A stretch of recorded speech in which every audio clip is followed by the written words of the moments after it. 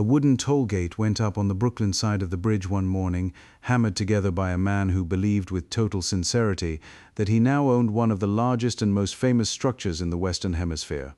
Police arrived to tear it down, and the man protesting on the sidewalk, a recent immigrant clutching a folded deed with an impressive seal, insisted he had paid good money for the span above their heads. He had bought it, he said, from a well-dressed gentleman named George C. Parker, who had met him near the bridge approach and sold him the whole thing, cables, towers, and roadway, for a price that had felt at the time like the deal of a lifetime. The mystery this documentary sets out to answer is not whether the sale was real, because it obviously was not, but how a con this brazen could work again and again, for decades in the most surveilled, most policed, most rapidly modernizing city in the United States. To understand why George C. Parker's swindle succeeded, you first have to understand what the Brooklyn Bridge actually meant to the people arriving in New York in the final decades of the 19th century and the first decades of the 20th. The bridge opened on May 24, 1883, after 13 years of construction and roughly $15.5 million spent connecting two cities that were not yet one city at all.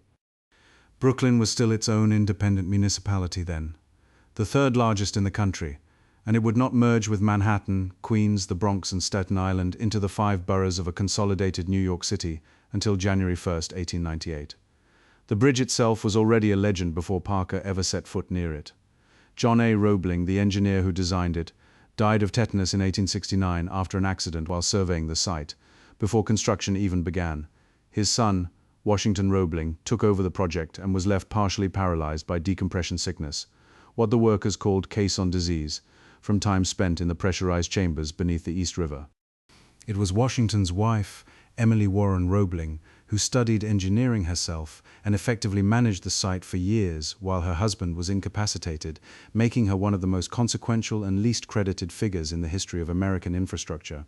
When the bridge finally opened, a stampede on Memorial Day, May 30, 1883, killed 12 people after a rumor spread that the structure was collapsing. A year later, in 1884, P.T. Barnum marched 21 elephants across it in a publicity stunt designed to prove, once and for all, that the bridge could bear enormous weight. By the time George Parker began his career, the Brooklyn Bridge was not simply a piece of civil engineering. It was the single most recognizable symbol of the city's confidence in itself, a structure literally soldered out of ambition, tragedy, and money. That symbolism is exactly what made it valuable to a swindler, because a con man does not sell objects, he sells belief, and there was no object in New York that inspired more belief than that bridge. The city Parker operated in was also, not incidentally, a city undergoing the largest sustained wave of immigration in its history. Before 1892, most new arrivals had been processed through Castle Garden at the tip of Manhattan, an immigration depot that had absorbed roughly 8 million people between 1855 and 1890. After January 1, 1892, that role shifted to Ellis Island, in New York Harbor, through which an estimated 12 million people would pass by the time it effectively stopped large-scale operations in the 1920s.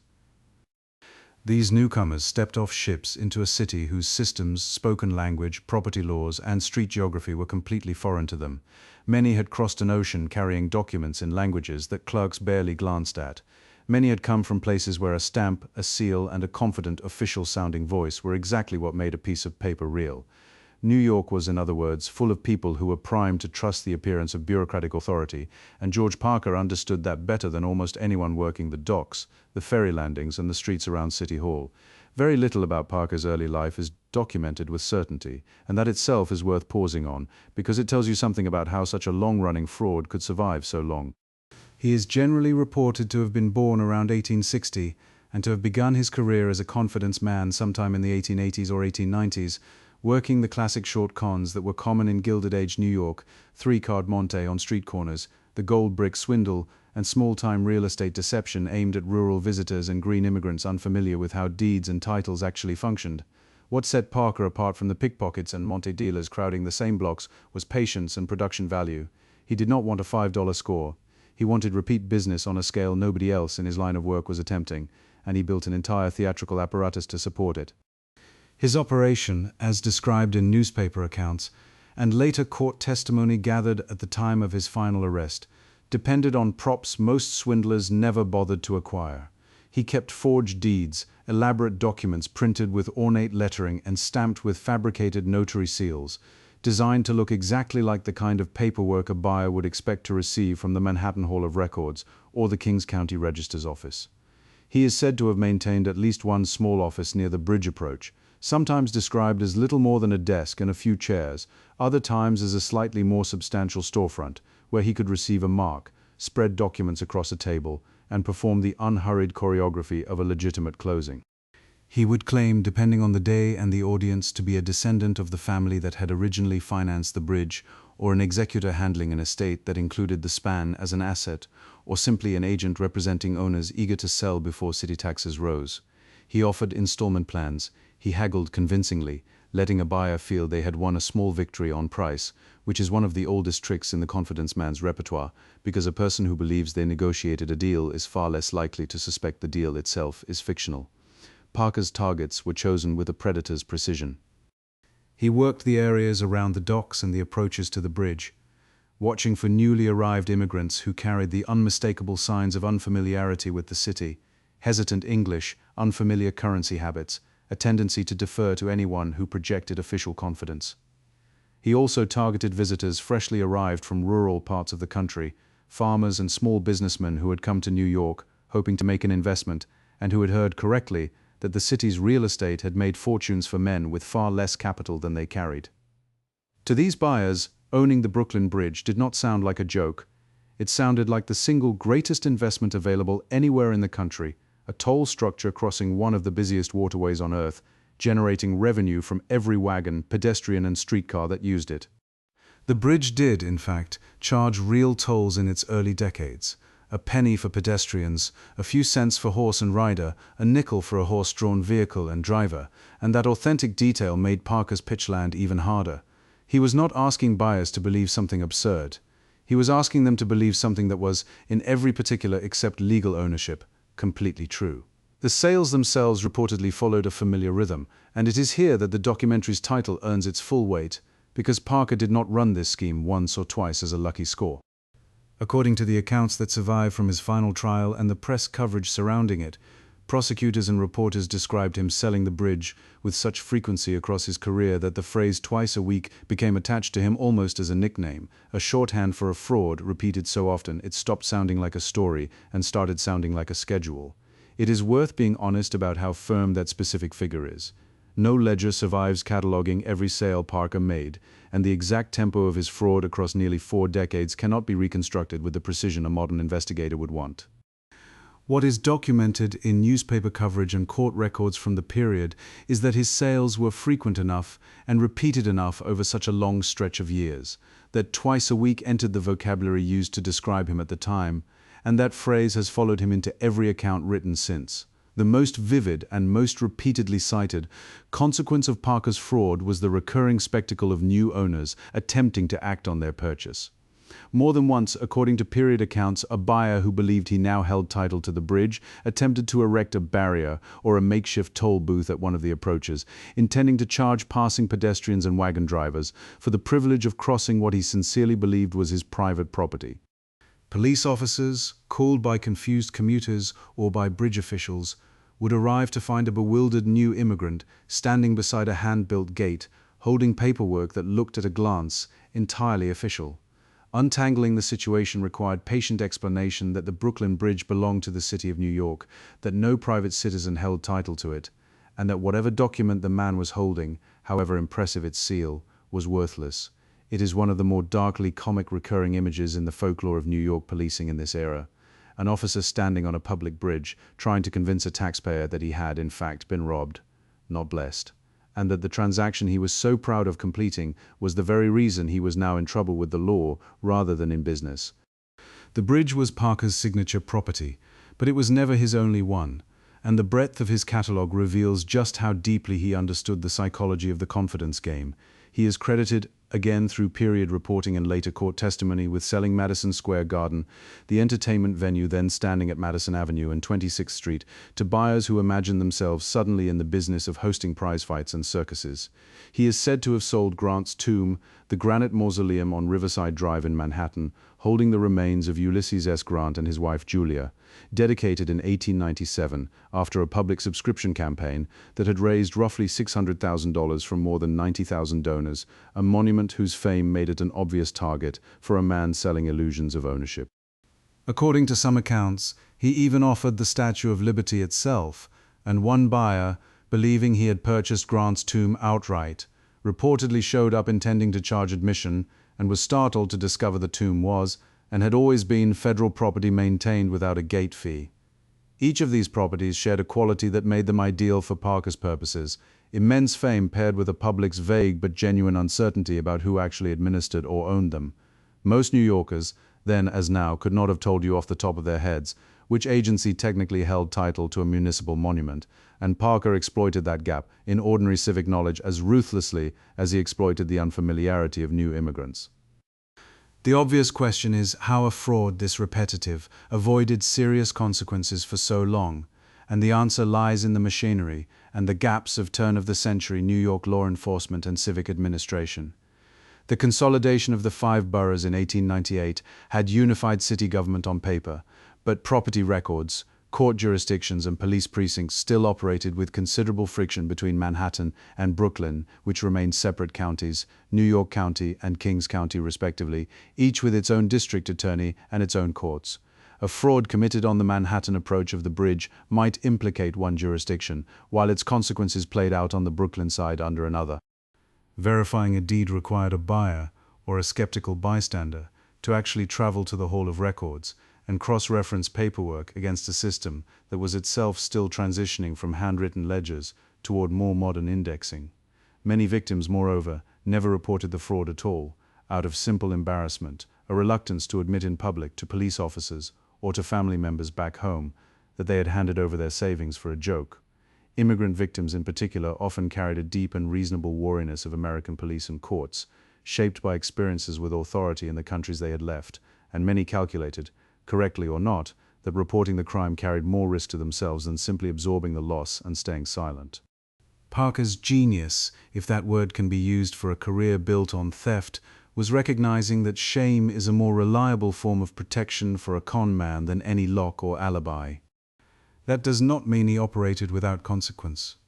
Parker was arrested multiple times over the course of his career, and the New York criminal justice system of the period, however slow and however hampered by jurisdictional overlap, did eventually catch up with him repeatedly. Each arrest, however, tended to result in a relatively short sentence, a fine or a plea, the kind of outcome that functioned less as deterrence and more as an operating cost, a tax on doing business that a man selling non-existent bridges could easily absorb once he moved to a new block, adopted a slightly different alias, or waited out the public's short attention span. It took the convergence of a changed legal landscape and a long enough paper trail of prior convictions to finally end his career for good. That changed in 1928, and the legal instrument that ended Parker's decades of fraud had itself only recently come into existence. In 1926, the New York State Legislature passed what became known as the Baumers Laws, named for State Senator Caleb H. Baumers, who chaired the commission that recommended them. Among their provisions was a mandatory life sentence for any individual convicted of a 4th felony, a direct legislative response to public anxiety in the 1920s about repeat offenders cycling in and out of the state's courts and prisons with what many New Yorkers considered insufficient consequence. Parker, by 1928, had accumulated exactly the kind of criminal record the Baumers Laws were designed to catch. When he was convicted again that year, this time for good, the 4th felony provision applied, and the court sentenced him not to another short stint, but to life imprisonment at Sing Sing Correctional Facility in Ossining, in Westchester County, well north of New York City itself, and a useful reminder that the punishment for a distinctly New York City crime was carried out under New York state law, in a prison that sat outside city limits altogether. Life at Sing Sing for George Parker, according to accounts published at the time and in later retrospectives on his case, took on an almost mythic coda. Reports describe him settling into the role of an elder statesman among the prison's population, a man who had, by his own account, met and sized up thousands of ordinary people in his decades of operation, and who now spent some of his remaining years talking with younger inmates about the mechanics and the dangers of confidence games, less out of remorse, by most descriptions, than out of the pride of a craftsman discussing his trade. He died at Sing Sing in 1936, reportedly having spent roughly 8 years behind its walls, closing out a criminal career that newspapers estimated, in aggregate and with the imprecision typical of the era's reporting, may have spanned close to 4 decades from his earliest small-time cons in the 1890s to his final conviction in 1928. The financial toll of Parker's fraud on any single victim rarely reached fortunes, but its cultural toll was enormous and long-lasting, and it is here that the story stops being simply a police blotter item and becomes something closer to a permanent fixture of the American language. The phrase attached to Parker's most famous product, some version of the line accusing a gullible listener of being the kind of person who would buy the Brooklyn Bridge, had already begun circulating in American slang by the early 20th century, and Parker's real, documented, repeated frauds are widely credited with cementing that phrase into permanent use. To this day, telling someone, "If you believe that, I've got a bridge to sell you," invokes George Parker whether the speaker knows his name or not. A linguistic monument built, not out of granite or cable steel, but out of decades of documented deception, still standing in everyday speech long after the man himself died in a state prison north of the city he had spent his career fooling. It is worth stepping back, at this point from Parker himself, and looking at the largest city that made a fraud like his not just possible but almost inevitable. New York, in the decades bracketing the turn of the 20th century, was a metropolis whose entire civic identity was built on the promise of transformation, on the idea that ordinary people arriving with nothing could, through will, luck, or shrewd investment, come to own a piece of something enormous. Real estate speculation drove much of the city's actual legitimate economy during this period, from the tenement building boom on the Lower East Side to the rapid vertical growth of Lower Manhattan's financial district to the platting of new streets across an expanding Brooklyn and a still largely rural Queens. Legitimate developers, ward politicians, and bank officers were, in their own ways, selling the same fundamental story Parker was selling: the idea that New York property, correctly acquired, was the surest path to security a person could find in America. Parker's fraud worked precisely because it was a dark, distorted mirror of an economic culture that was all around his victims, genuinely making some people rich through real transactions involving deeds, titles, and city infrastructure. He did not have to convince anyone that owning a piece of New York could change their life. Everyone already believed that. He only had to convince them that this particular piece was for sale, and that he happened to be the man who could sell it to them. The city's institutions eventually adapted, though not because of Parker alone. The early 20th century saw a gradual professionalization of New York's property records systems, tighter regulation around real estate transactions, and a police department under mounting political pressure, especially after a series of corruption scandals and reform movements, to take fraud complaints more seriously than they had in the department's more freewheeling Gilded Age incarnation. The Bureau of Buildings, the various county clerks, and eventually more centralized title insurance practices in the private sector made the kind of paper-based deception Parker specialized in considerably harder to pull off by the middle of the 20th century. In that sense, Parker's career traces almost exactly the arc of a certain kind of low-tech, face-to-face urban fraud that flourished in the gap between an old, informal, trust-based city and the more bureaucratically documented, professionally verified metropolis New York was becoming by the 1930s. He was, in a strange way, a transitional figure, operating in the last decades, when a confident man with the right paperwork and the right patter could still talk his way past the entire apparatus of a modern American city's property law. What makes Parker's story more than a colorful footnote is how precisely it captures a tension that has never really left New York. The tension between the city as a place of documented, regulated, institutional reality, deeds filed in county offices, tolls set by municipal authority, monuments maintained by federal or civic trusts, and the city as a place of pure aspiration where belief itself has always been a kind of currency. Immigrants stepping off ferries at Castle Garden or through the halls of Ellis Island were told, correctly, that New York offered opportunities unavailable almost anywhere else on earth.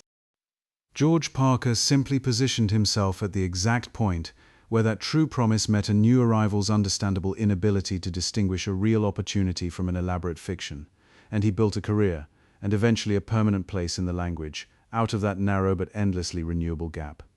Consider what happened, structurally, every time Parker closed a deal.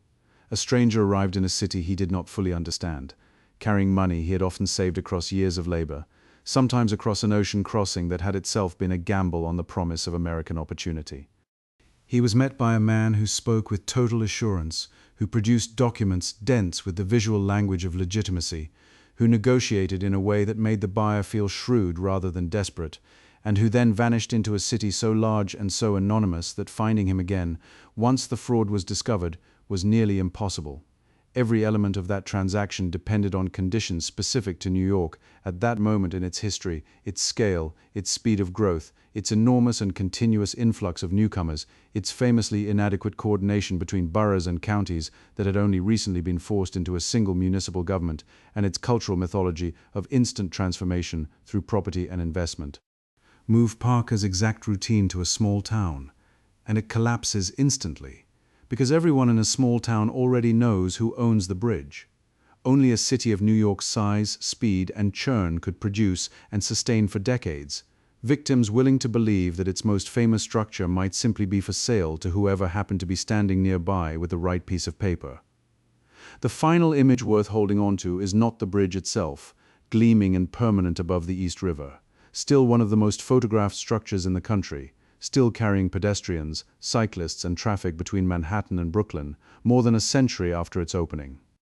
It is the smaller, quieter image of a police officer standing beside a homemade toll gate, patiently explaining to a bewildered, humiliated man that the piece of paper in his hand, however official it looked, however much money he had paid for it, entitled him to nothing at all. That scene, repeated with variations for the better part of 4 decades on the approaches to one of America's great engineering achievements, tells you more about the promise and the danger of New York City than almost any single triumphant monument could. The city sold and still sells the idea that anyone can own a piece of it. George C. Parker simply took that idea, that very real, very American belief, and turned it into paper, into seals, into a desk near the bridge, and sold it back to the newly arrived. Twice a week, for as long as the city let him get away with it.